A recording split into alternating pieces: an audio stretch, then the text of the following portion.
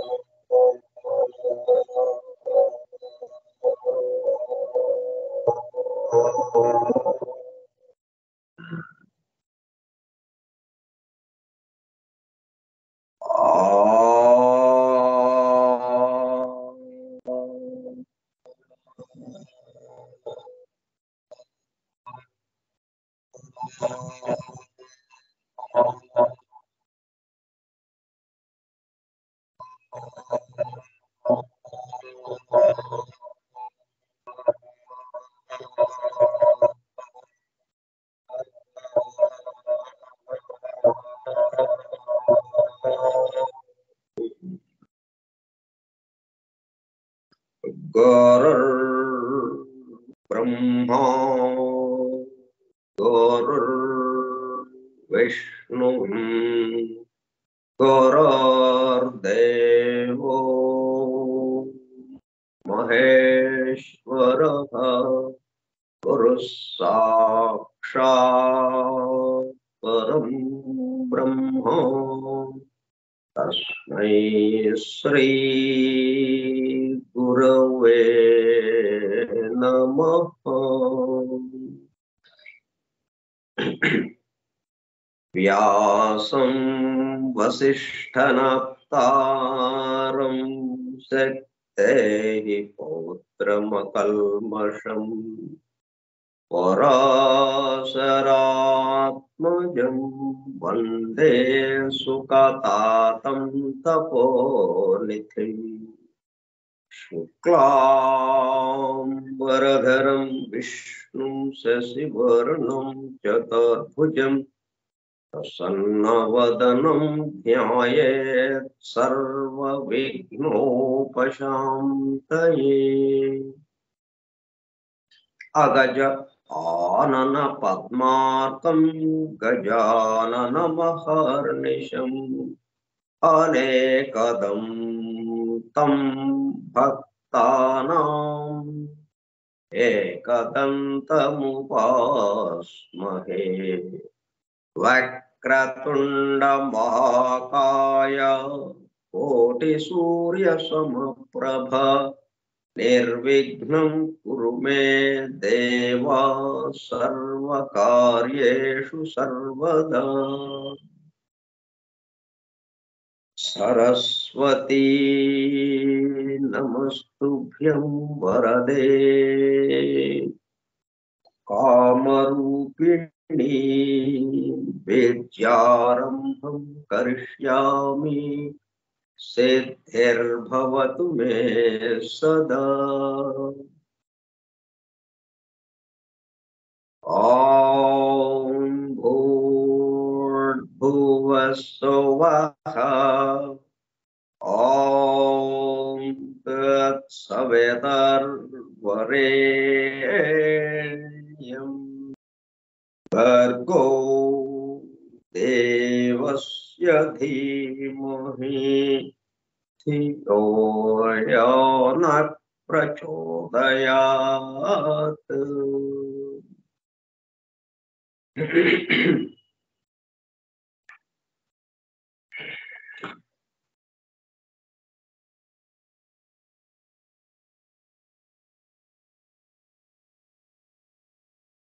Vasudev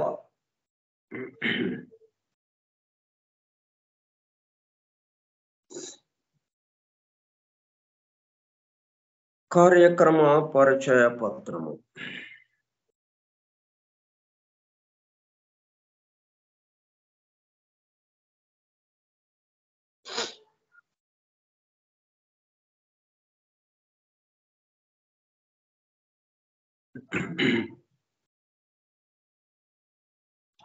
forum for truth seekers, సత్యాన్వేషకుల బృందం. పరమ గురువులు హెలెనా పెట్రోనా బ్లవెట్స్కీ ద్వారా సమస్త మానవాళి ఆధ్యాత్మిక అభివృద్ధి పరిపూర్ణతల కొరకు అందించిన మ్యాగ్నమ్ ఓపస్ పరమాద్భుత దివ్య గ్రంథము ద సీక్రెట్ డాక్ట్రైన్, రహస్య సత్య సూత్రము, వాల్యూమ్ 1 కాస్మోజెనసిస్, ప్రథమ సంపుటము బ్రహ్మాండోత్పత్తి క్రమము. Part 1 Cosmic Evolution in 7 stanzas from the book of Dhyan. ప్రథమ భాగము ధ్యాన గ్రంథములోని 7 స్టాంజాస్ లో వివరింపబడిన బ్రహ్మాండ పరిణామం. గ్రంథ పఠనము, అధ్యయనము, అవగాహన, ఆత్మదర్శనము కార్యక్రమము. 80వ పాఠము 80వ పాఠము 18/12/2023 సోమవారము సాయంత్రం 4:30 గంటలు. The secret doctrine Skype group లో సుదూర ప్రాంతాలలో ఎవరింట్లో వారు హాయిగా విశ్రాంతి తీసుకుంటూ ఏకకాలంలో ఒకేసారి ఏమి చేస్తున్నాము, వింటున్నాము. ఏమి వింటున్నాము? శాస్త్ర సాంకేతిక రంగములలో ఎంతో వేగముగా పురోగమిస్తున్న ప్రస్తుత కాలంలోని మానవాళి అదే వేగముతో ఆధ్యాత్మిక రంగంలో కూడా పురోగమించుటకు వీలుగా ప్రపంచంలోని అన్ని జాతుల, మతముల పవిత్ర గ్రంథములలో పొడుపు కథల రూపములో అర్థము అయి అవనట్లుగా ఉన్న సృష్టి రహస్యములను, సృష్టి అమరిక కూర్పును బహిర్గతం చేసి మానవాళికి అందించి వాటి అవగాహన ద్వారా ఆత్మదర్శనము పొందుట అను దివ్య ప్రణాళిక అమలు పరచబడుటకు పరమ గురువులు మేడం హెలెనా పెట్రోనా బ్లవెట్స్కీ ద్వారా అత్యద్భుతముగా అందించిన ద సీక్రెట్ డాక్ట్రైన్ గ్రంథంలో బాహాటముగా ఇవ్వబడిన అతి నిగూఢములైన సృష్టి రహస్యములు, వాటి మూలము, గ్రంథ హృదయమును చేరు పద్ధతులు తెలుసుకోవాలనే తీవ్ర ఇచ్ఛతో, తపనతో సత్యాన్వేషణలో భాగముగా ఎన్నో నిగూఢ విషయములను మరింత లోతుగా తెలుసుకుంటూ సత్యమును చేరు ప్రయత్నంలో మనమందరము ఇక్కడ చేరాము. దానితో పాటు ఆధునిక విజ్ఞానము యొక్క దృష్టి పథము నుండి తప్పిపోయిన తత్వదర్శన అన్వేషణలు అనగా సత్యాన్వేషణ కొరకు కూడా ఈ గ్రంథము దగ్గరకు వచ్చాము. The true student of the secret doctrine is a జ్ఞానయోగి అని మేడం బ్లవెట్స్కీ అన్న మాటలను నిజం చేయడానికి మనమందరము జ్ఞాన యోగిగా అవుటకు కూడా ఇక్కడ చేరాము. గత 2 సంవత్సరముల 8 నెలల కాలము పాటు ద సీక్రెట్ డాక్ట్రైన్ గురించి తెలుసుకోవడానికి ప్రయత్నించిన మనము ప్రస్తుతము ఇక్కడ చేరి ద సీక్రెట్ డాక్ట్రైన్ ను తెలుసుకుంటూ ఆపై సమస్త విశ్వముగా రూపుదాల్చిన ద సీక్రెట్ డాక్ట్రైన్ యందు ప్రవేశించి ద సీక్రెట్ డాక్ట్రైన్ గా స్వస్థితి యందు మేల్కాంచుటకు చేస్తున్న చిరు ప్రయత్నమే ఈ కార్యక్రమము. ఈ దివ్య జ్ఞాన మహాయజ్ఞ కార్యక్రమంలో పాల్గొని చెవి యొగ్గి వినుచున్న అనగా ఒళ్ళంతా చెవులు చేసుకుని వినుచున్న ప్రియ సత్యాన్వేషక సోదర శ్రోతలందరకు నమస్కారం. అని బెసెంట్ ప్రసాదించిన universal prayer invocation. O hidden life vibrant in every atom, O hidden light shining in every creature, O hidden love embracing all in oneness. May each who feels himself as one with thee know he is also one with every other.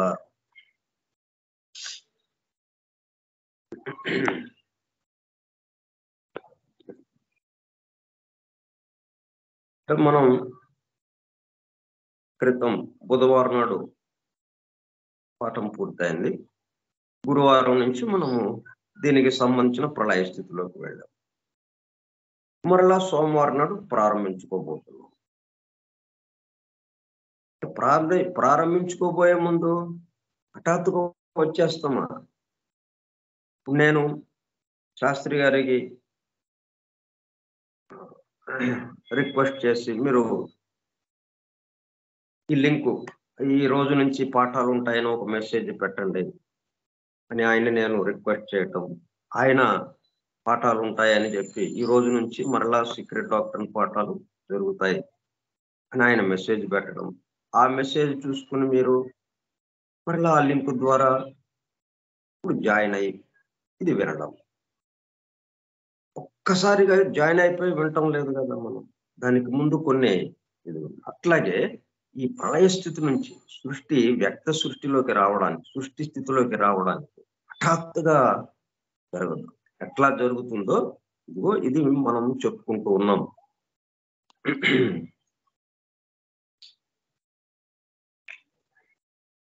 The ఆదికృత్ అంటే ఆయన ఆ నారాయణుడు శేషతల్పశాయి లా నిద్రిస్తూ ఉన్నాడు అని చెప్తాం. That తత్ ఏదైతే ఉందో అది, of which all things are made, దేనితో ఇదంతా తయారు చేయబడి ఉందో. ఇక్కడ మనకి కనిపిస్తున్నటువంటి సృష్టిలో ఉన్నటువంటి సమస్త వస్తువులు, సమస్త జనులు, సమస్త లోకాలు, సమస్త విశ్వము ఒకటని కాదు, ఇదంతా దేనితో చేయబడినదో దట్, దాన్నే మనము తత్ అని సంస్కృతంలో, ఆ తత్నే దట్ అని మనం ఇంగ్లీష్ లో అదే స్పెల్లింగ్, కానీ దాన్ని మనము దట్ అనకుండా తత్ అనొచ్చు. మనం తత్ అనే పలకొచ్చు మనం. ఆ భావంతోనే వాళ్ళు ఆ THEAT అనే స్పెల్లింగ్ వాడి ఉంటారు. మనం మామూలుగా ఏంటంటే దట్ దట్ అని అలాగ అలవాటు అయిపోయింది మనకి. కానీ వాస్తవంగా ఏంటంటే అది తత్. తత్ అంటే అది, అంటే మనకి బాహ్యంగా ఉంటుంది. ఎందుకంటే సృష్టి రాగానే విడిపోయినట్టు అనిపిస్తోంది. తత్ త్వం, త్వం అంటే నీవు, తత్ అంటే అది, అదే నీవై ఉన్నావు. తత్వము అంటే తత్ అది మొత్తానికి ఆధారమైంది, త్వం నీవు, అదే నీవై ఉన్నావు. తత్వం అనే దానికి అర్థం అదన్నమాట. కాబట్టి ఈ దట్ ఏంటి? That of which all things are made, దేనితో ఈ సమస్త విశ్వము నిండి ఉన్నదో, తయారు చేయబడిందో. The Lord by whom all things exist, ప్రభువుగా, దైవముగా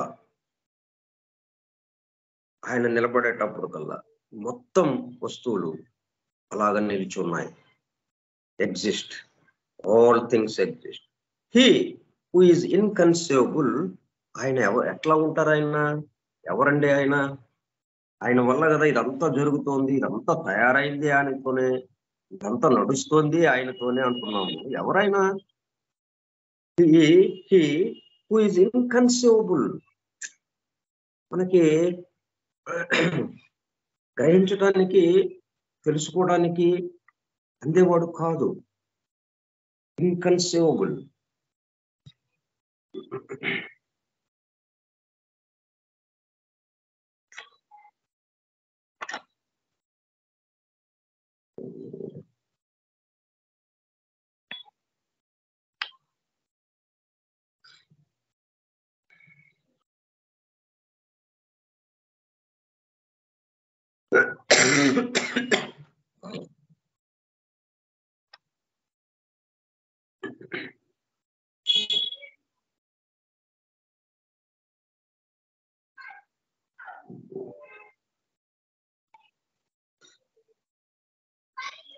ఇన్కన్సీవబుల్, వితౌట్ బిగినింగ్.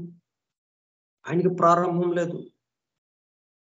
ఆయనలో ఉన్నదానికి ప్రారంభం ఉంది కానీ ఆయనకి ప్రారంభం లేదు.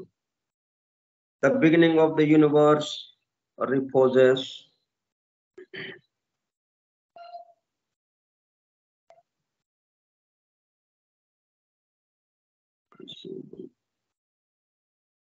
ఇన్కన్సీవబుల్, భావించడానికి ఊహించడానికి శక్యం కానివాడు. అంటే మనం ఏదైనా భావించాలి అంటే ఆ భావనకి ఆధారం ఏది? ఆయనే. ఒక ఆధారంతో మనం ఆధారాన్ని మనం భావించడం అనేది సాధ్యపడే అంశం కాదు. అందుకనే ఇన్కన్సీవబుల్ అంటున్నాం. అలాగే without beginning, the beginning of the universe reposes. కానీ ఈ విశ్వానికి, ఈ సృష్టికి ప్రారంభం ఉంది. ప్రారంభం ఉంది కాబట్టి అంతం ఉంది. అంతం ఉంది కాబట్టి మరలా ప్రారంభం ఉంది. ఇట్లాగా జరుగుతుంది. అంటే దానికి విశ్రాంతి ఇవ్వడం, ఈ సృష్టికి of the universe, the beginning of the universe reposes sleeping upon Shesha. అంటే ఆయన అట్లాగా నిద్రిస్తున్నాడు అనే ఒక చిన్న చిత్రం మనకి తరచుగా కనిపిస్తుంటుంది అన్ని దేవాలయాల్లోనూ, అన్ని చోట్ల. అర్థం ఏంటి? ప్రళయ స్థితిని అది సూచిస్తూ ఉంది. ప్రళయ స్థితి మొత్తం అలా నిద్రలోకి జారిపోయింది. రిపోజెస్, విశ్రాంతిలోకి. యాక్టివిటీ రెస్ట్ అని ఏదైతే ఉందో పీరియాడిసిటీలో, పర్యాయత్వ ధర్మం ప్రకారం అలాగ రెస్ట్ పీరియడ్ లోకి వెళ్ళిపోయింది. Sleeping upon Shesha, the serpent of infinity. In the midst of the deep. దాన్నే మనం క్షీర సముద్రము అంటున్నాం. డీప్. ది ఆదికృత్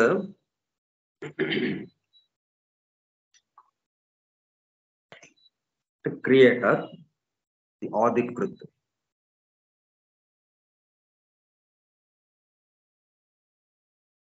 అంటే మొదటిగా పనిని ప్రారంభించేవాడు అనుకున్నాం. కృత్ అంటే పని చేయటం. అంటే మనం పనులు చేస్తున్నాం. మొట్టమొదటిగా చేసిన పని ఏంటి? తర్వాత ఎన్నో పనులు చేసాం మనం, కానీ ఒక్క చోట ప్రారంభమైంది. ఒక్క చోట. అది ఆ పని ఏంటి? అప్పుడు పని చేసినప్పుడు దాన్ని ఆదికృత్ అంటాం. ఆదికృత్. ఆది అంటే ప్రారంభం, మొట్టమొదటిగా, మూలంగా. ఆదికృత్. ది ఆదికృత్ హరి. ఆయన ఏమంటున్నాము? ఆ స్థితిలో హరి అని పిలుస్తున్నాం. ఈ మాటలన్నీ కూడా, ఈ పదాలన్నీ చేస్తున్న పనికి తగిన విధంగా, ఉన్న స్థితికి తగిన విధంగా, ఆ స్థితిని మనకి గుర్తుకు తెచ్చేటట్టుగా. ఎందుకు అట్లాగా గుర్తుకు తేవడం? ఆ స్థితి పట్ల మనము మేల్కాంచటముగా. ఆ స్థితులన్నీ మనలో ఉన్నాయి.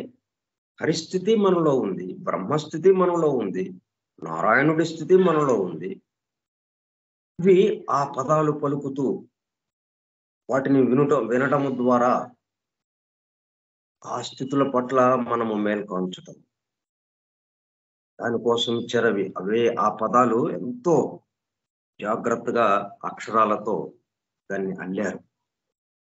దాన్ని అక్షరాలతో కూర్పు చేశారు. ఆ అక్షరాలు విడివిడిగా ఉన్నప్పుడు వాటి యొక్క శక్తి ఒక పద్ధతిలో ఉంటుంది. ఒక అక్షరాన్ని ఇంకెక్కడో ఉన్న అక్షరాన్ని దీన్ని పక్కన చేర్చినప్పుడు అద్భుతమైన శక్తి విడుదలవుతుంది. అంటే ఇప్పుడు మనం ఒక 4-5 ఉన్నారు. ఇప్పుడు హరి అని ఇద్దరు అనుకుందాం. ఒక ఇద్దరు వేరువేరుగా ఉన్నప్పుడు వాళ్ళ వాళ్ళ పనులు అలాగే మామూలు సాధారణ స్థాయిలో ఉంటాయి. ఎప్పుడైతే వీళ్ళిద్దరూ కలిశారో అద్భుతాలు జరుగుతాయి. అట్లా ఈ పదాలు కూడా, ఈ అక్షరాలు కూడా ఎక్కడెక్కడో ఉన్న అక్షరాలని ఒక చోటకి చేర్చేటప్పుడు కల్లా అద్భుతమైనటువంటి శక్తి విడుదలవుతుంది. ఆ శక్తి తరంగాలు మనలో ఏం చేస్తుంది, అది దేనికి ఇచ్చారు, ఏ స్థితిని వర్ణిస్తూ అది ఇచ్చారు, ఆ స్థితి పట్ల మనం మేల్కొంచడం జరుగుతుంది. ఇది ఈ పదాలు ఇవ్వటంలో ఉద్దేశం. సో ఆదికృత్ హరి క్రియేటర్ స్థితిలోనే ఉన్నాడు. ఇంకా క్రియేటర్ రంగ ప్రవేశం చేయలేదు, ప్రళయ స్థితిలో ఉంది. ఇప్పుడు ఎందుకు ఇది వచ్చింది? మరి ప్రళయ స్థితి నుంచి మనము సృష్టి స్థితిలోకి రావాలి. ఇక అలా నిద్రపోతూ కూర్చుంటే ఎట్లాగా? మళ్ళీ సృష్టి స్థితికి రావాలి.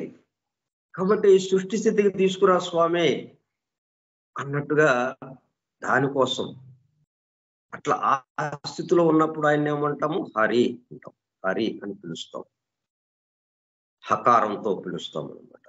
హకారం ఏంటి? నిశ్వాసాత్మకమైనది. హ అన్న అక్షరము, మనము ఉచ్ఛ్వాస నిశ్వాసాలు మనకు ఉన్నాయి కదా, లోపలికి గాలి పీలుస్తుంటే అది ప్రళయ స్థితి. అప్పుడేమో మనకి కంఠంలో సో అన్న శబ్దం వస్తూ ఉంటుంది. గాలి లోపలికి వెళ్ళేటప్పుడు ఆ రెండు తిరగటె కళ్ళులాగా ఉన్నటువంటి కంఠంలో రెండింటి మధ్య నుంచి వెళ్తూ ఉంటుంది కదా గాలి ఊపిరితిత్తుల్లోకి. అలాగ వెళ్ళేటప్పుడు మనము వేణువుకి గాలితో ఊతాం కదా, ఆ రంధ్రాల గుండా రకరకాల శబ్దాలు వస్తాయి. అట్లాగే ఇక్కడ ఈ శబ్దం ఏమో వస్తూ ఉంటుంది అప్రయత్నంగా. సో వినగలిగితే ఆ సో శబ్దాన్ని మనము వినవచ్చు. ఉచ్ఛ్వాసం అంటే ప్రళయ స్థితిలోకి వెళ్ళేటప్పుడు. ఇప్పుడు మనం నిశ్వాసం అనగానే సృష్టి స్థితిలోకి రావడం, వ్యక్త స్థితిలోకి రావడం. అప్పుడు మనము ఆ నిశ్వాసము అంటే గాలి వదులుతున్నప్పుడు వచ్చే శబ్దం ఏంటి? ఇక్కడ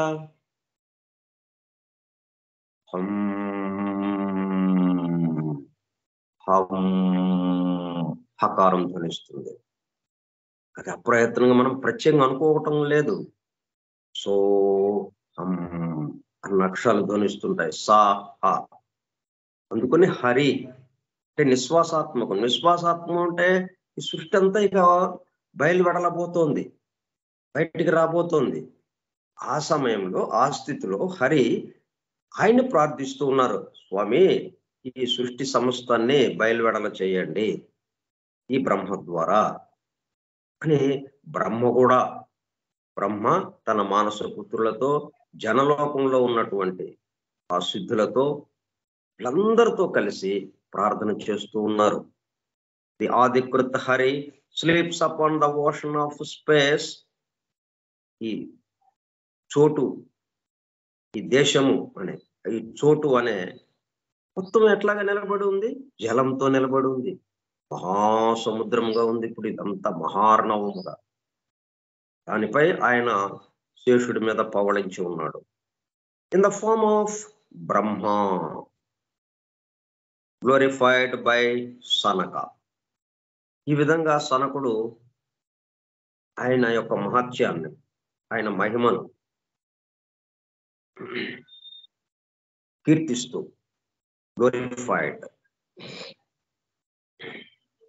స్తోత్రం చేస్తూ ఉన్నారు. హరిని స్తోత్రం చేస్తూ ఉన్నారు. అంటే ఎలాగా మరి ఈ స్తోత్రము వీళ్ళకి ఎలాగా తెలిసింది?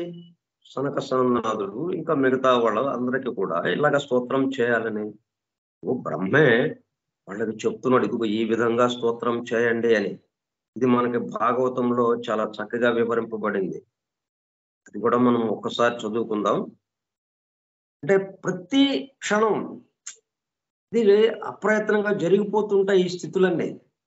మనం నిద్రపోయాము, మేల్కాంచడం ఒక్కటే మనకు తెలుస్తుంది. కానీ గాఢ నిద్రలో నుండి ఈ మేల్కాంచడము అనే ప్రక్రియ ఎలాగ వచ్చింది, ఏమేమి జరిగింది, అవన్నీ ఇక్కడ వివరిస్తూ ఉన్నారు, వర్ణిస్తూ ఉన్నారు. అవి ఆ స్థితులు. అట్లాగే ఒక పని పూర్తి చేసాం, అయిపోయింది. మళ్ళా సాయంత్రం ఆఫీస్ నుంచి ఇంటికి వచ్చేసాం. మళ్ళీ ఉదయం ఆఫీస్కి వెళ్ళాం. ఉదయం ఆఫీస్కి వెళ్ళినప్పుడు నిన్న ఎక్కడైతే ఆపేశామో అక్కడ మరలా ప్రారంభిస్తున్నాం.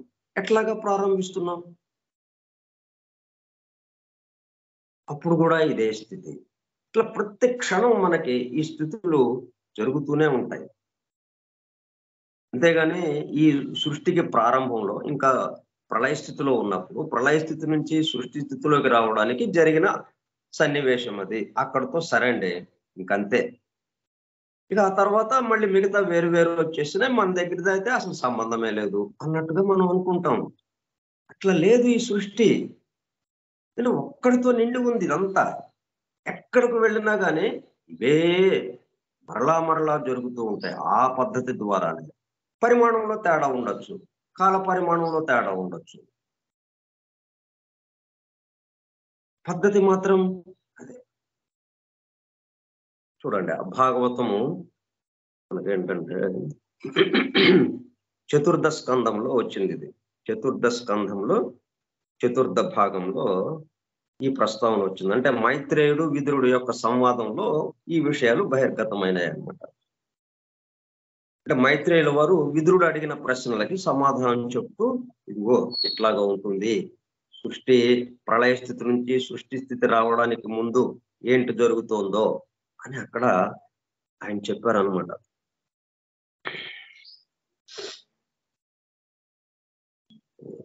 ఇంకా అంతకు ముందు వేరు వేరుగా చాలా విషయాలు ఉన్నాయి. అది కాకుండా మనకు కావాల్సిన దాని దగ్గర నుంచి మొదలు పెట్టుకుందాం.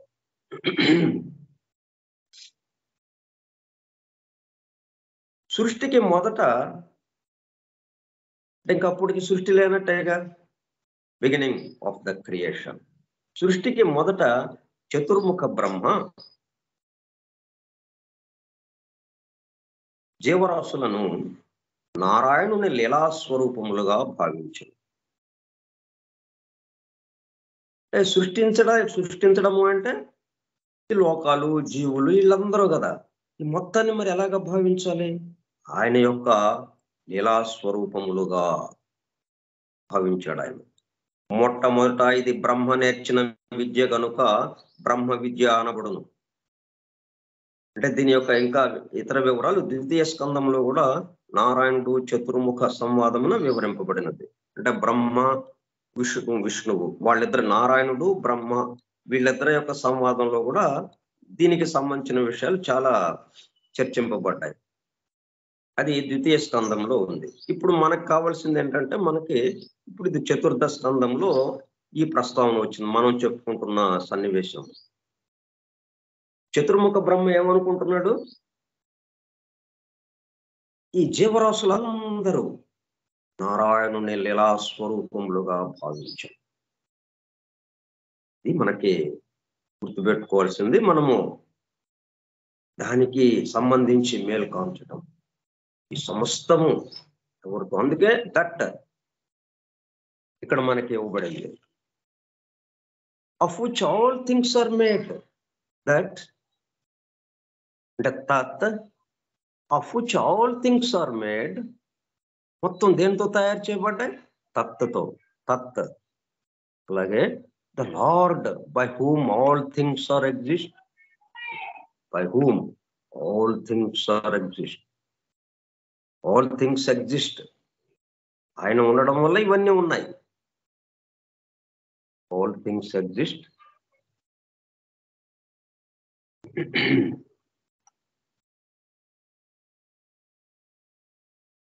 ఇది బ్రహ్మ నేర్పిన విద్య కాబట్టి దీన్ని బ్రహ్మ విద్య అంటున్నాము. చతుర్ముఖ బ్రహ్మ పూర్వము సనకాదులైన తన పుత్రులను చూచి నిండు మనస్సుతో నిట్లనెను. నాయనలారా, భగవంతుని స్తోత్రము నేర్పెదను తెలుసుకొనుడు అని హరిని ఉద్దేశించి పుత్రులకు వినిపించున్నట్లుగా నిట్లనెను. అంటే నేను చెప్తాను ముందు, నాతో పాటు మీరు కూడా అనండి. ఎవరిని ఉద్దేశించి? హరిని ఉద్దేశించి ఆ విధంగా పుత్రులతో హరిని ఉద్దేశించుట అనగా నిశ్వాసాత్మకమైన హకారమును కంఠనాదమైన రేఫముతో కలిపి ఉచ్చరించుట. అట్లు ఉచ్చరించినచో శ్వాసకు కారణమైన ప్రణవము వైఖరి వాక్కులోనికి దిగి వచ్చి వినిపించును. మనం ఓంకారాన్ని బయటికి ఉచ్చరించాలంటే ఆ గొంతులో నుండి హకారము బయటికి నిశ్వాసాత్మకంగా వస్తే గాని మనము దాన్ని పలకలేము. దీనినే నారాయణుడు హరి అయి దిగి వచ్చుట అని భాగవతము మాటి మాటికి వర్ణించు. నారాయణుడు హరి అయి దిగి వచ్చును అంటే జీవరాశుల్లోకి దిగి వచ్చేటప్పుడు కల్లా హరి అనే పేరుతో చెప్తున్నాం. ఎందుకని మనము నిశ్వాసము శబ్దం ఏమొస్తుంది? శబ్దము హా హం హం. మనము గాలి వదిలేటప్పుడు మన కంఠములో ఆ పీకల మధ్య నుంచి గాలి వచ్చేటప్పుడు బయటికి ఏ శబ్దం వస్తుంది? హం. కాబట్టి నిశ్వాసాత్మకం అంటే సృష్టిగా దిగి రావటం, బయటకు వైఖరిగా దిగి రావటం, వైఖరి జగత్తుగా ఎవరుంటున్నారు దాంట్లో? హరి. వాగ్రూపమైన ప్రణవమును తన నుండి జీవుల శ్వాసలుగా ఉచ్చరించుట బ్రహ్మ నేర్చిన విద్య. ప్రణవమును తన నుండి జీవుల శ్వాసలుగా ఉచ్చరించుట. ఈ ఉచ్చారణ వలననే జీవరాశులు సృష్టింపబడుట లేక నారాయణుడు జీవులలోనికి దేహముతో నవతరించుట జరుగుతున్నది. వైఖరి వాక్కుగా చతుర్ముఖ బ్రహ్మ నుండి సృజనాత్మకమైన ప్రకృతి వాగ్రూపిణి అయిన సరస్వతి మూర్తిగా దిగి వచ్చినది. దానికి ప్రతీకగానే జీవులకు శ్వాసావయవములు కంఠధ్వని యంత్రమైన స్వరపేటిక ఏర్పడి విశుద్ధి చక్రముగా జీవుల కోశములను పరిశుద్ధి చేయుటకు వేచి ఉన్నది. ఎవడు ఉచ్చరించునో వానిని ఆ నాదస్వరూపుడే పరిశుద్ధి చేయను. అంటే ఎవరు ఉచ్చరిస్తున్నారో ఈ వాక్యాలని, ఈ అక్షరాలని, ఈ పదాలని మనం స్నానం చేయాలి. స్నానం చేయాలంటే జలంతో చేస్తాం స్నానము. ఆ జలము మనల్ని పరిశుద్ధులను చేస్తుంది. అట్లాగా మనల్ని పరిశుద్ధులను చేస్తుంది వీటిని ఉచ్చరించడము ద్వారా. అట్లా ఇచ్చారు వీటిని పరిశుద్ధి చేయడానికి. ఎవరు ఉచ్చరిస్తారో ఆ ఉచ్చరించిన శబ్దాన్ని, తన కంఠస్వరాన్ని ఎవరు వింటూ ఉంటారో వాళ్ళని పరిశుద్ధులను చేస్తుందన్నమాట. ఈ పదాలే, ఈ అక్షరాలే, ఈ పదాలే, ఈ వాక్యాలే. లేకపోతే ఏమవుతుంది? మామూలు ఈ తెల్ల కాగితం మీద నల్లటి సిరాతో అచ్చొత్తినటువంటి మామూలు మాటలుగా ఉంటాయి అంతే. ఇవన్నీ మామూలుగా మనం ఈ మాటలన్నీ మామూలు వాడుక భాషలో మనం వాడుకుంటూనే ఉన్నాము. దాని యొక్క అర్థాలు చాలా తక్కువ స్థాయిలో మామూలుగానే ఉన్నాయి. కానీ ఇట్లాగా మనం అనుకునేటప్పుడు కల్లా అది మనల్ని పరిశుద్ధులను చేస్తుంది. కంఠధ్వని యంత్రమైన స్వరపేటికలు కలిసిన చోటు ఏర్పడి విశుద్ధి చక్రము అంటే శ్వాసావయవములు, కంఠధ్వని యంత్రమైన స్వరపేటికలు కలిసిన చోటు ఏర్పడి విశుద్ధి చక్రముగా జీవుల కోశములను పరిశుద్ధి చేయుటకు వేచి ఉన్నది. ఎవడు ఉచ్చరించునో వానిని ఆ నాదస్వరూపుడే పరిశుద్ధి చేయను. అంటే భగవంతుని స్తోత్రం చేయడం అంటే ఎట్లాగా? ఇక్కడ ఆ రహస్యం చెప్తున్నారు మనకి. ఎవడు ఉచ్చరించునో వానిని ఆ నాదస్వరూపుడే పరిశుద్ధి చేయను. కేవల శాస్త్ర వాక్యములుగా ఉచ్చరింపబడినప్పుడు అదే సరస్వతి శబ్దార్థములుగా మాత్రమే గోచరించును. దాని వలన పాండిత్య భారము తప్ప ప్రయోజనము లేదు. అంటే మనకి ఎన్ని విషయాలు తెలిసినాయని తెలుస్తుంది ఇది విషయము. అంటే హరి అక్కడ ఉన్నాడు, ఈ బ్రహ్మ వీళ్ళందరూ కలిసి ఆయన ప్రార్థించారు. తన మానస పుత్రులతో, ఇంకా జనలోకానికి ఉన్నటువంటి మిగతా జనులతో, మిగతా జీవులతో, వీళ్ళందరితో, మిగతా సిద్ధులతో, వీళ్ళందరితోనూ ఆ మోక్షం పొంది ఉన్నటువంటి జీవులు ఎవరైతే ఉన్నారో వాళ్ళందరితో కలిసి ఆ హరిని ప్రార్థించారు. ఇక ఆయన సృష్టిగా దిగి రావడం ప్రారంభమైంది. సృష్టిగా రమ్మని ఈయన ప్రార్థించారు. ఆ ప్రార్థనకి అనుకూలంగా ఆయన దిగి వచ్చాడు. ఇది తెలుస్తుంది మనకి. అంటే అది అక్కడతో ఎండ్ అయిపోయింది. అక్కడ అదొక సన్నివేశంగా మనం చూస్తాము. అట్లా వస్తుంది. మనము శబ్దార్థాలుగా అట్లా గోచరిస్తుంది మనకి. దాని వలన పాండిత్య భారము తప్ప ప్రయోజనము లేదు. ఎవరు దైనందిన లోక వ్యవహారమునకై ఈ ఉచ్చారణమును వాడుకుందురో వారికి ఆమె గృహక్షేత్ర ధన దారాది బంధనములుగా మాత్రమే గోచరించి సంసార జీవితం నుండి ఉద్ధరింపలేక వేచి ఉండదు. ఈ ఉచ్చారణ మనం ఎట్లా వాడుకుంటున్నాము? లోక వ్యవహారానికి సంబంధించి ఇతరులతో మన పనులకి వాటికి ఉపయోగిస్తున్నాం. కాబట్టి అంతవరకే దాని నుంచి మనకి ఉపయోగం జరుగుతుంది. మనము పవిత్రీకరింపబడడం, ఆ దైవానుభూతులకు వెళ్ళడం అది జరగటం లేదు. ఎవరు కంఠనాదమును ఉచ్చరించుచు దానినే వినుచుందురో వారికి సరస్వతియే హరిపదమునిచ్చును. ఇది మనకి తాళం చెవి. ఎవరు కంఠనాదమును ఉచ్చరించుచు దానినే వినుచుందురో వారికి సరస్వతియే హరిపదమునిచ్చును. ఎందుకు హరిపదము? హరి గురించి ఎందుకు మనం ఇక్కడ మాట్లాడుకోవటం?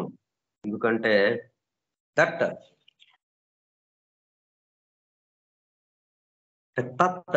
Of which all things are made. ఈ సృష్టిని ఎలాగ చూడాలి మనం? సృష్టిలో ఉన్నది ఎవరు? ఎవరి వల్ల ఇదంతా కదులుతోంది? ఎవరితో తయారు చేయబడింది అన్నదానికి, దాని పట్ల మన అవగాహన కలగటానికి ఇక్కడ ఎవరిని చూసినా గానీ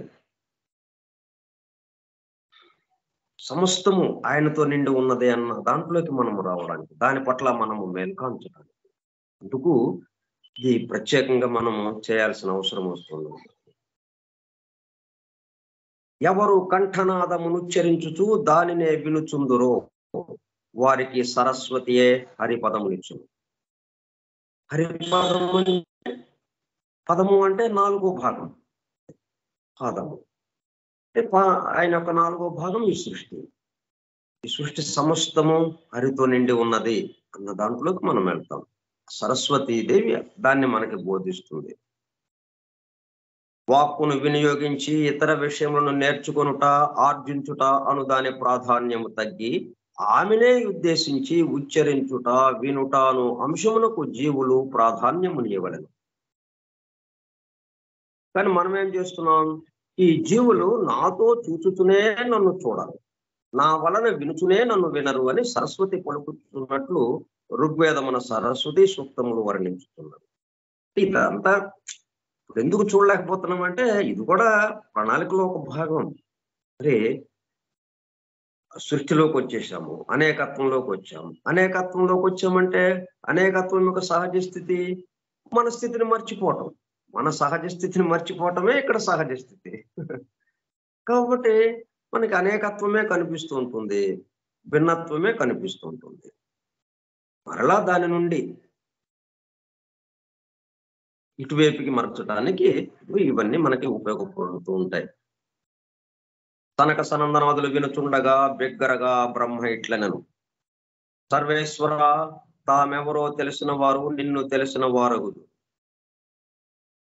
అంటే హరిని, భగవంతుని గురించి మనం తెలుసుకోవడంతో పని లేకుండా ఇక్కడ ఎంత తమాషానో చూడండి. 2 విషయాలు ఉన్నాయి.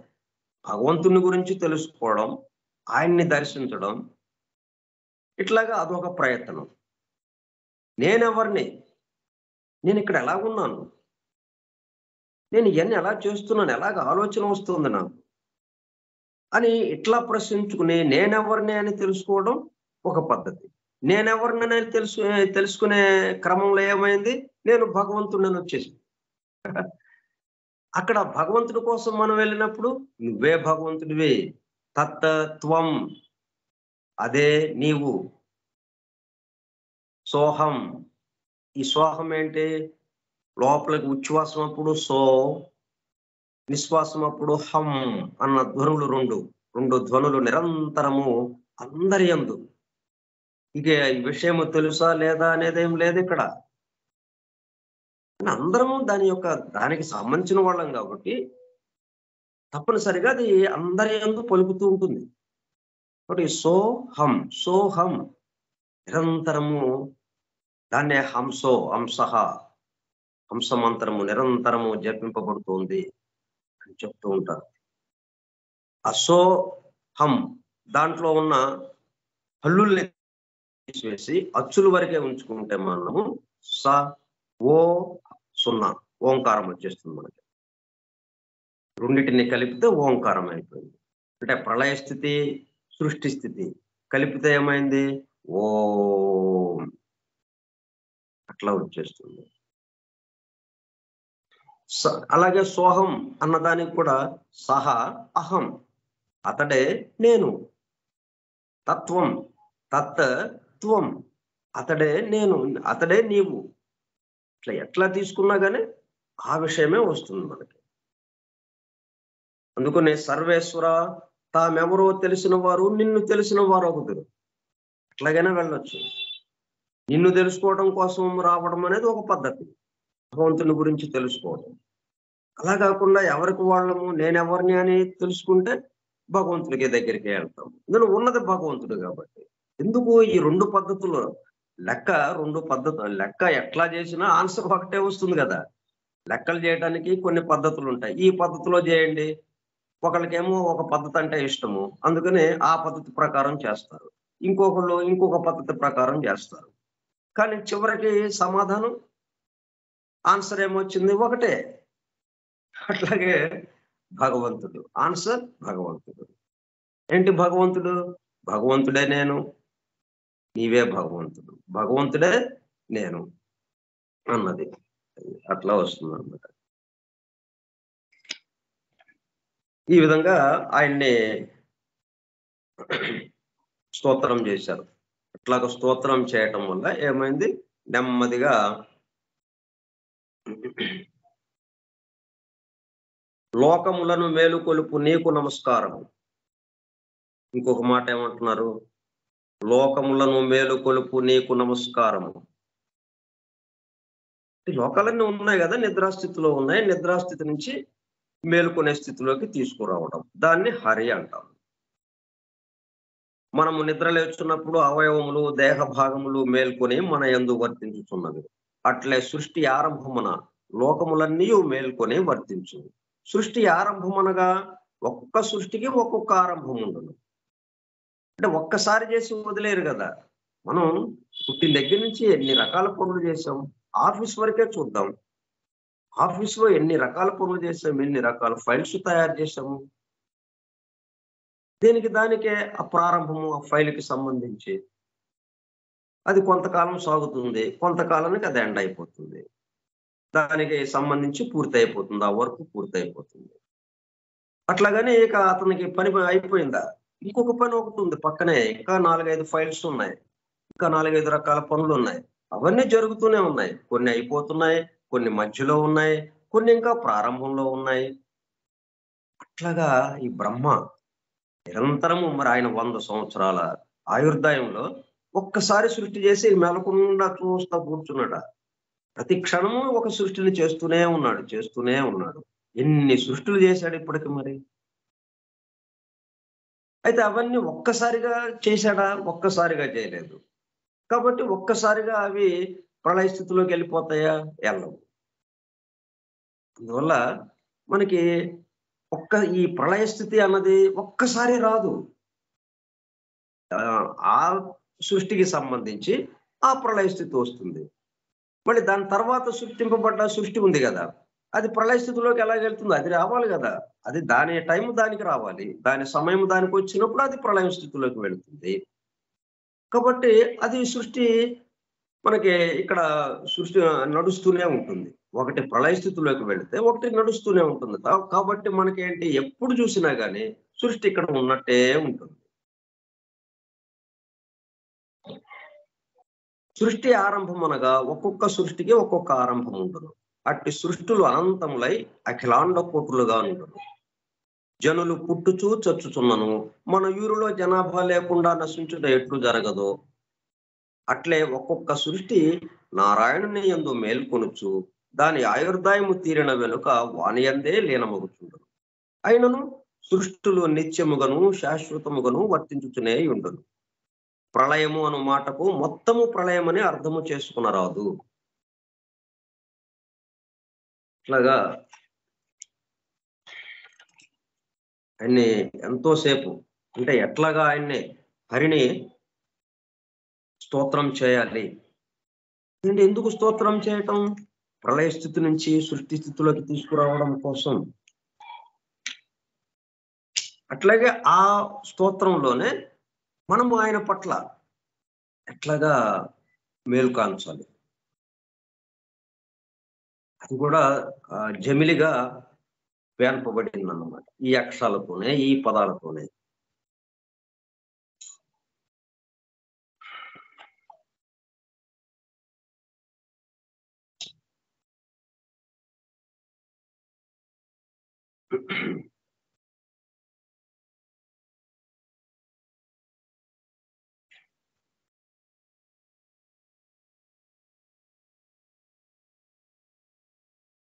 మీరు సద్భక్తితో ఏకాగ్ర చిత్తులై భజింపుడు ఈ స్తోత్రము మీ ప్రవర్తనముగా మలచుకోను. అప్పుడు మీరు సుశ్లోకులై మీరు చేసిన జపమెల్లా తపస్సుము పవిత్రములైన మీ కోరికలు సిద్ధించును, కావలసిన పునిక ఏర్పడును. ఈ స్తోత్రమును తమ ప్రవర్తనముగా మలచుకునుటయనగా ఇంద్రియములకు గోచరించునట్టు సమస్తమును నారాయణుడుగా భావించి జీవించుట. మరి అట్లాగే కదా వచ్చింది సృష్టి అంతా. ఎలాగ వచ్చింది మరి?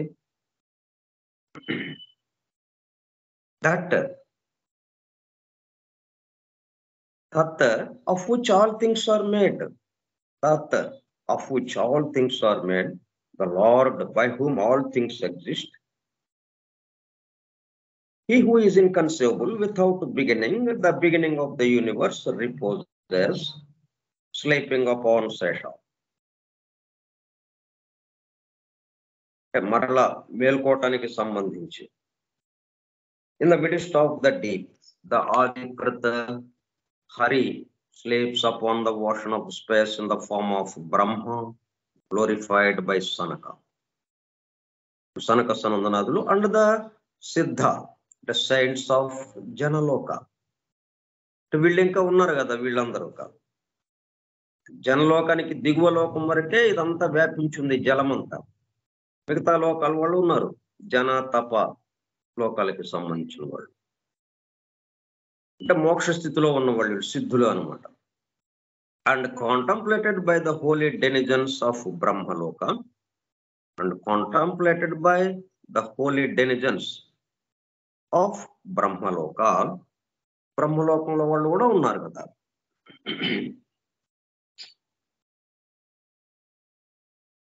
అంటే డెనిజన్స్ అంటే కాపురస్తులని, బ్రహ్మలోకంలో ఉన్నటువంటి వారు, అక్కడ నివసించేవారు, అక్కడి కాపురస్తులు.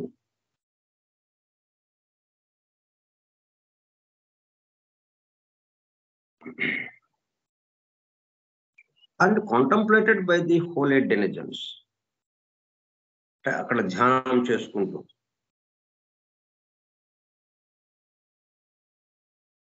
బ్రహ్మలోకంలో ఉన్నటువంటి, బ్రహ్మలోకంలో నివసించేవారు, బ్రహ్మలోక నివాసులు ధ్యానం చేస్తూ. ఇదంతా ఎందుకు చెప్తున్నామంటే దీన్నే మనకి ధ్యాన్ చౌహాన్ అన్న మాటతో మనకి సీక్రెట్ డాక్టర్లో ఇవ్వబడింది. పురాణాల్లోనేమో ఈ విధంగా ఇవ్వబడింది. ఇక్కడికి వచ్చినప్పటికల్లా మనకి ధ్యాన్ చౌహాన్ అని పెట్టారు. చౌహాన్ అంటే టిబెట్ పదం, అది లార్డ్ అంటే ప్రభువు అని. ప్రభువు అంటే దాన్ని నేర్చుకోవటం, దాని గురించి అసలు ఒక విషయం సంబంధించి ఎన్ని స్థితులు ఉంటాయో చూడండి, నేర్చుకోవాలి. దాన్ని అది అసలు ఉంది అని తెలియడం ఒకటి, తెలిసిన తర్వాత దాని గురించి తెలుసుకోవడం, ముందు తెలుసుకుని నేర్చుకునే దానిగా అవటం ఒకటి.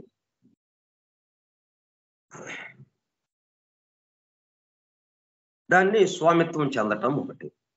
దాన్ని స్వామిత్వం, అదే తనుగా మారిపోవటం. ఏ విషయం అయితే నేర్చుకుంటూ తెలుసుకుంటూ వెళుతున్నాడో ఆ విషయంలోకి, ఆ విషయంగా తను మారిపోవటం, దాన్ని స్వామిత్వం చెందటం, దాన్ని లార్డ్ అంటాం.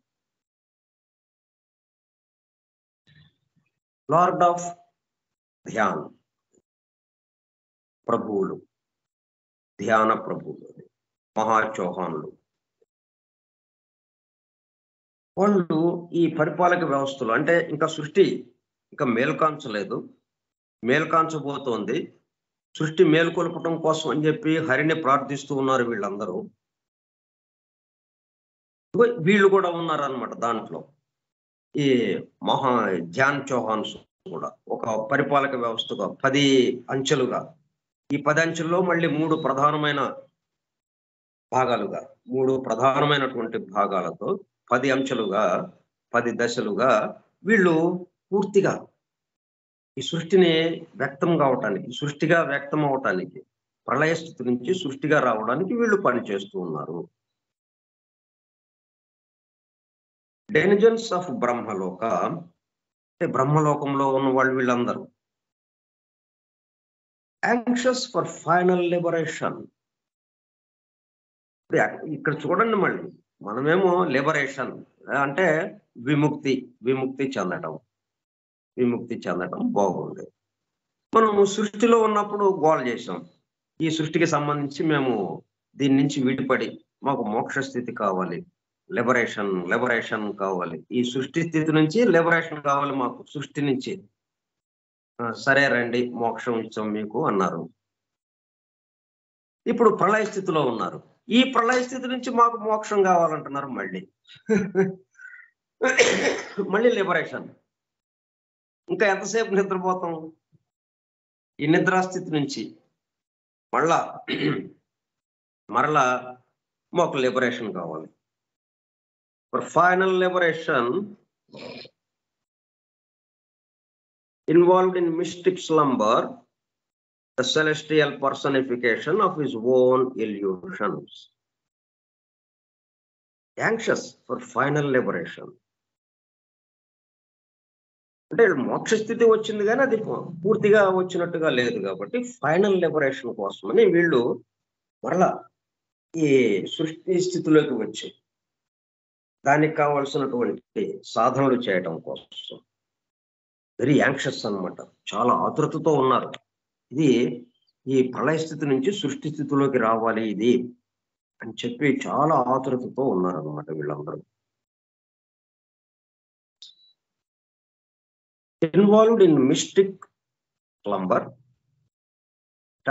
నిగూఢముగా రహస్యముగా ఉన్నటువంటి ఆ నిద్రాస్థితిలో, mystic slumber, the celestial personification of his own illusions.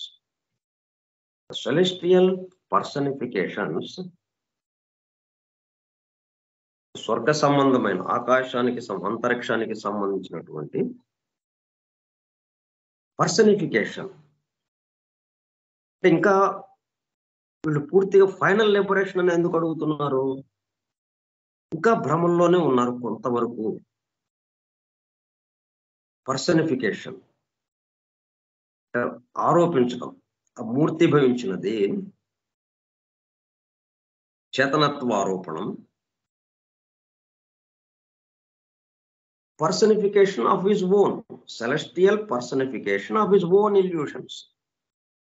ఇదంతా దైవంతో నిండి ఉన్నదని ఎట్లా ఏదేదో అనుకుంటున్నాం కదా, మనం ఆరోపించుకుంటున్నాం, చేతనత్వాన్ని ఆరోపించుకుంటూ ఉన్నాము. ఈ చేతనత్వాన్ని మనము ఆరోపించుకుంటుంటే అదంతా ఏంటి? ఇతని యొక్క, ఎవరైతే ఆరోపించుకుంటున్నారో అతని యొక్క ఇల్యూషన్, అతని యొక్క భ్రమంలో ఉంది కానీ అతని యొక్క విశేషం చేత యథార్థంగా అక్కడ ఆ లిబరేషన్ అనేది రాలేదు. ఇంకా యథార్థంగా అసలైన స్థితిలోకి, ఆ దైవానుభూతిలోకి ఇంకా రాలేదు. అందువల్ల ఫైనల్ లిబరేషన్ కోసం వీళ్ళు ఆరాటపడుతున్నారు. మరలా సాధన చేసుకోవడం కోసం ఇంకా ఎంతసేపు నిద్రపోతాం? మేల్కాంచి మరలా సాధన చేసుకుంటాం మేము. ఇంకా ఆ ఫైనల్ లిబరేషన్ కోసం చిట్ట చివరి అసలైన లిబరేషన్ ఏదైతే ఉందో దాంట్లోకి ప్రవేశించడానికి, ఆ మోక్ష స్థితికి వెళ్ళటం కోసం ప్రస్తుతం ఉన్న ఓన్ ఇల్యూషన్స్, ఆ భ్రమల నుంచి బయటపడి యథార్థమైనటువంటి మోక్ష స్థితిలోకి వెళ్ళటం కోసం వాళ్ళు ఆరాటపడుతూ ఉన్నారు అన్నమాట. This is the pratisanchara. This is the pratisanchara, termed incidental because hurry is its incidental cause.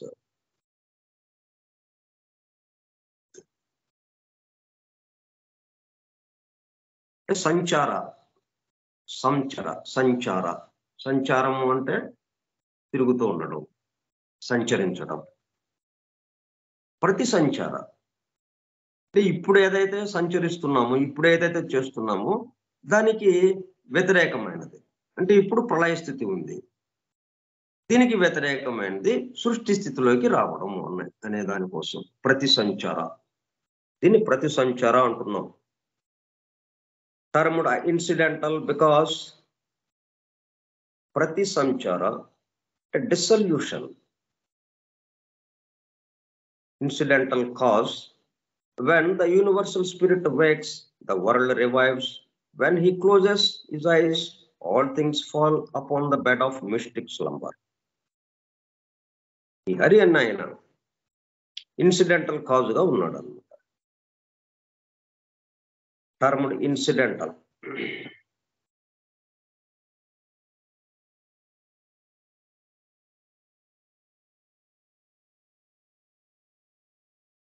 అంటే దాన్ని ఆ మాటను ఏమంటున్నాం మనం? ఇన్సిడెంటల్ అంటున్నాము. అంటే వరుసగా కంటిన్యూగా జరగడం అనేది కాకుండా యాదాలాపంగా అప్పుడప్పుడు జరుగుతుంది అన్నట్టు, కాకతాళీయంగా జరిగిన తర్వాత జరిగింది అనుకోవడమే అన్నట్టుగా అన్నదాన్ని ఇన్సిడెంటల్ అంటాం. సంభవించడు, కలిగాడు. ఇన్సిడెంట్ ఒకటి జరిగింది అన్నాము, ఇలా జరిగిన తర్వాత కదా మనకు తెలిసింది. ఆ ఇన్సిడెంట్ జరుగుతుందని కూడా మనకు తెలియదు. జరిగిన తర్వాత ఇది ఫలానా సంఘటన జరిగిందండి, ఫలానా సన్నివేశం జరిగింది, సంఘటన జరిగింది అని అంటుంటాం. అందుకే ఇది ఇన్సిడెంటల్. మరి ఈయన ఇది నిరంతరము జరిగే ప్రక్రియ. ఈ సృష్టి స్థితి, ప్రళయ స్థితి నిరంతరము జరిగే ప్రక్రియ. సృష్టి స్థితి నుంచి ప్రళయ స్థితిలోకి రావడం, మరలా ప్రళయ స్థితి నుంచి సృష్టి స్థితిలోకి మేల్కాంచడం, సృష్టి స్థితి నుంచి ప్రళయ స్థితిలోకి నిద్రించడం, ప్రళయ స్థితిలో నిద్రించడం, సృష్టి స్థితిలో మేల్కాంచడం. ఈ నిద్ర మెలకువ ఎల్లప్పుడూ ఉండేది ఒక క్రమ పద్ధతిలో జరుగుతూ ఉన్నది. దాన్ని ఇన్సిడెంటల్ అని ఎలాగంటాం? ఇన్సిడెంట్ అంటే ఎప్పుడన్నా జరిగేది, ఒకసారి జరిగిన తర్వాత మళ్ళీ అలాగే జరుగుతుందనేమి తెలియదు మనకు. అట్లా అనక జరగకపోవచ్చు. ఇన్సిడెంట్ అనే మాట వాడాము అంటే అది ఇప్పుడు జరిగింది అంతేనండి అన్నట్టుగా, ఒకసారికి జరిగింది అది. మరి ఇది అట్లా కాదే. అందువల్ల అంటే భాష సరిపోకపోవటం వల్ల, అంటే మనకి సంస్కృతంలో ఉన్న పదాలకి తగిన పదాలు ఇంగ్లీష్లో ఒక్కోసారి మనకు అందుబాటులో లేకపోవడం వల్ల దానికి దగ్గర పదాన్ని వాడుతూ ఉన్నారు అన్నమాట. ఇన్సిడెంటల్ అనేది ఆ పద్ధతిలో వాడిన పదం అది.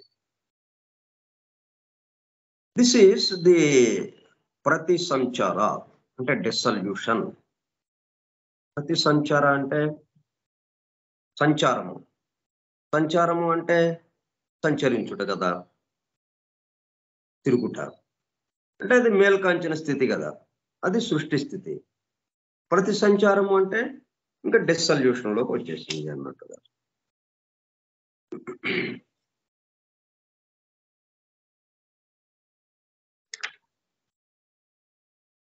డిసల్యూషన్ అంటే ఏమాత్రము జనసంచారం లేకుండా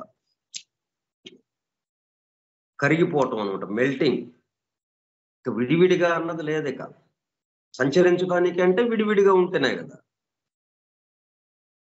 మొత్తం కరిగిపోయిన స్థితి డిసల్యూషన్. దాన్ని ప్రతి సంచార అన్న పదంతో సంస్కృతంలో మనకి ఉద్దేశించారు. దిస్ ఈస్ ది ప్రతి సంచార.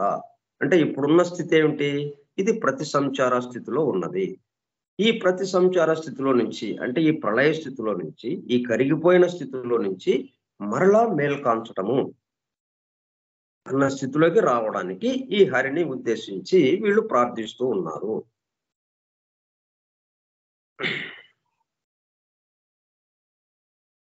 టర్మ్ ఇన్సిడెంటల్ బికాస్ అంటే ఇట్లాగా ప్రళయ స్థితిలో ఉన్నప్పుడు హరి అనే పదంతో ఉపయోగిస్తూ, అంటే నారాయణుడు అప్పుడు, తర్వాతది ప్రళయ స్థితి నుంచి సృష్టి స్థితిలోకి రాబోయే ముందు ఉన్నప్పుడు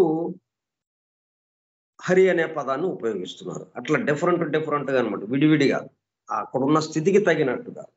మేల్కాంచబోయే ముందు హరి, పూర్తి ప్రళయ స్థితిలో ఉన్నప్పుడు నారాయణుడు. When the universal spirit works, so universal spirit అంటే విశ్వాత్మ మేల్కాంచినప్పుడు ఏం జరుగుతుంది అది రేపు తెలుసుకుందాం. అంటే మేల్కాంచమని ఆయన ప్రార్థించాడు. బ్రహ్మ తన యొక్క మానస పుత్రులతో, బ్రహ్మలోక వాసులతో, జనలోక వాసులతో వీళ్ళందరూ కలిసి ఆయన ప్రార్థించారు హరిని. అప్పుడేమైంది? The universal spirit wakes. సరే, మేల్కొన్నాడు, విశ్వాత్మ మేల్కొన్నది. అయితే ఏంటంట చూద్దాం, రేపు ఏం జరుగుతుందో, ఆ మేల్కొన్నప్పుడు ఏం జరుగుతుందో రేపు తెలుసుకుందాం మనం. స్వస్తి ప్రజాభ్యః పరిపాలయంతాం న్యాయేణ మార్గేణ మహీం మహిషాః ఓ బ్రాహ్మణేభ్యః శుభమస్తు నిత్యం లోకాః సమస్తాః సుఖినో భవంతు లోకాః సమస్తాః సుఖినో భవంతు లోకాః సమస్తాః సుఖినో భవంతు. ఓం శాంతి శాంతి శాంతి. ఓపికగా ఉన్నటువంటి సోదర సత్యాన్వేషక బృందమునకు ధన్యవాదములు. Thank you all. వాసుదేవ.